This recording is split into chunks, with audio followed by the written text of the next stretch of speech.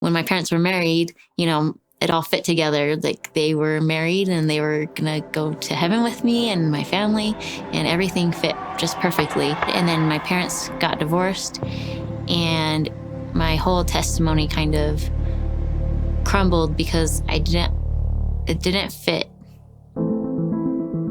I started questioning everything about my religion, and I searched the internet and I talked to my friends kind of about what I was going through. Reaching out to people is what kind of helped me work through this whole process, and they were able to help me just by being there, having real conversations about questions.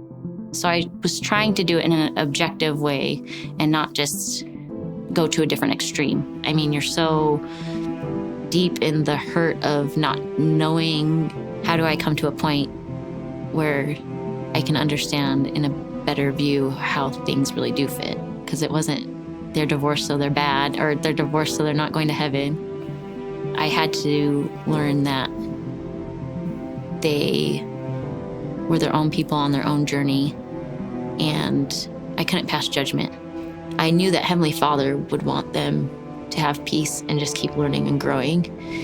And I needed to figure out how that connected with what I believed my whole entire life. And it took years of going to church and maybe disliking a lot of things people said in lessons. And I had to really look at Jesus and kind of his example and his stories and figure out what it was that he really is here for and what he did for us. He understands what I'm going through since he's been below all things.